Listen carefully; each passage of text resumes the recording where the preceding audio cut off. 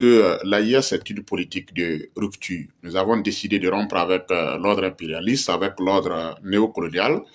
Nous avons décidé de rompre avec les politiques d'asservissement et de servitude. Et cette volonté, nous devons l'assumer urbi et orbi. Nous ne devons pas nous cacher. Nous avons été pendant longtemps exploités par les pays impérialistes, surtout en particulier la France et les autres États. Nous avons été pendant longtemps dominés, nous avons été pendant longtemps asservis. On nous a imposé une dictature politique, une dictature intellectuelle. On nous a fait croire que nous ne pouvons pas trouver mieux, que nous ne pouvons pas faire mieux, que nous sommes obligés de faire comme les autres. Avec l'arrivée des trois présidents, le général Assimi Goïta, le général Tiani et puis le capitaine Ibrahim Traoré au Burkina Faso, les trois États ont décidé de la création de l'Alliance des États du Sahel, devenue certainement en juillet 2024 la Confédération des États du Sahel. Donc c'est une politique de rupture, c'est une politique anti-impérialiste, anti-néocoloniale, et cette politique, nous devons l'assumer. Cette politique doit être accompagnée par les populations des trois pays. Il faudrait que nous cherchions que ce n'est pas le moment de nous taire, ce n'est pas le moment pour nous de nous cacher. Nous devons nous affirmer, nous devons nous assumer, nous devons porter haut le flambeau de cette politique de rupture et accompagner en toute honnêteté et en toute sincérité nos trois chefs d'État. La géopolitique aujourd'hui s'exprime dans la mobilisation. La géopolitique aujourd'hui s'exprime dans la mobilisation, dans l'engagement et dans le dévouement. Nous devons aujourd'hui le savoir. Le sommet qui se prépare à Bamako pour le 23 et 24 décembre 2025, c'est un sommet des chefs d'État, mais c'est aussi une rencontre géopolitique. Et nous devons le savoir. Ce n'est pas juste un sommet des chefs d'État, non. C'est une rencontre géopolitique. Ce sont des enjeux géopolitiques qui vont se jouer à Bamako pendant des jours. Les populations du Sahel doivent savoir cela. C'est pourquoi je pense en toute honnêteté que nous devons nous mobiliser. Ce sommet-là doit être vu par le monde entier. Oui, il doit être vu par nos amis, par nos partenaires, par ceux qui nous accompagnent, mais il doit être aussi vu par nos adversaires, par nos ennemis, par ceux qui ne nous aiment pas.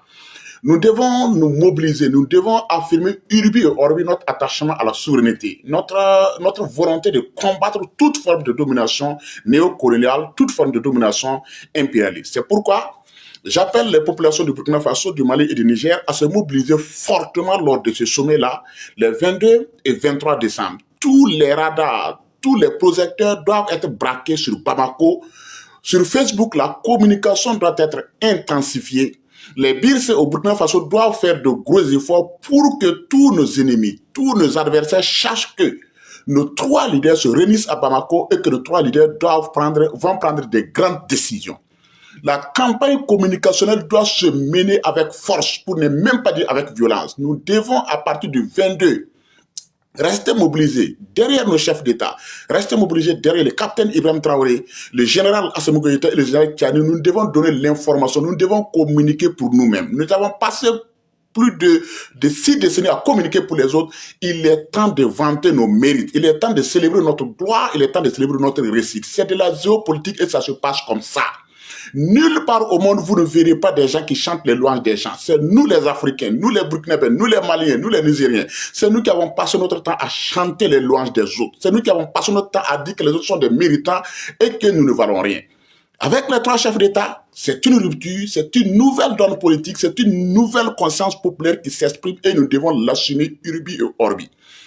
À ma qualité d'autorité, mais aussi à ma qualité de communicateur pour les régimes politiques du Mali, du Burkina Faso et du Niger, je voudrais lancer un vibrant hommage à toutes les populations du Burkina Faso, du Mali et du Niger pour que cette rencontre des chefs d'État soit une rencontre qui aurait de l'écho. L'écho doit sonner jusqu'à l'Élysée, en France, aux États-Unis. L'écho doit sonner partout dans le monde entier. Les gens doivent savoir que trois grands leaders, trois grands révolutionnaires se rencontrent à Bamako pour décider, non pas seulement de l'avenir du Sahel, mais de l'avenir du monde.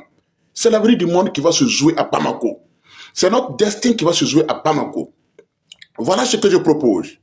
D'ores et déjà, il faudra que, quand le capitaine Ibrahim Traoré va quitter le Burkina Faso pour Bamako, Quand le général Tiani va quitter Niamey pour Bamako, il faudrait que les populations se mobilisent pour les accompagner à l'aéroport.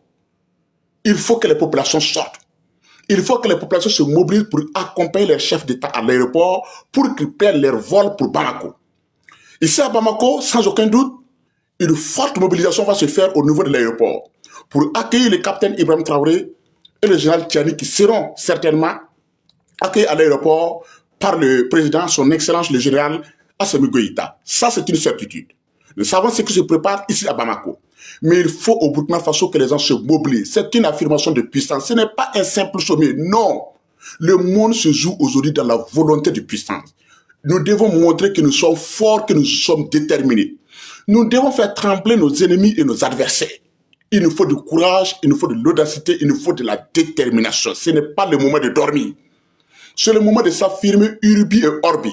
C'est le moment de dire que l'AIS est un chemin de nos retours. La Confédération des États du Sahel est un chemin de nos retours. Partant de cela, partant de cette réalité, il faudrait d'abord une forte mobilisation.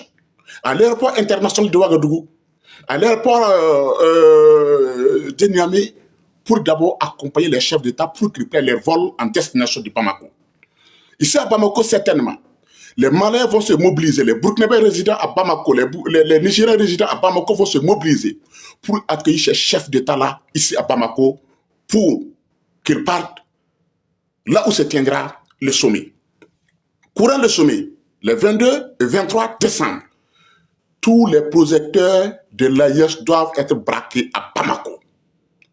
Nous devons communiquer, nous devons valoriser nos chefs d'État, nous devons les encourager.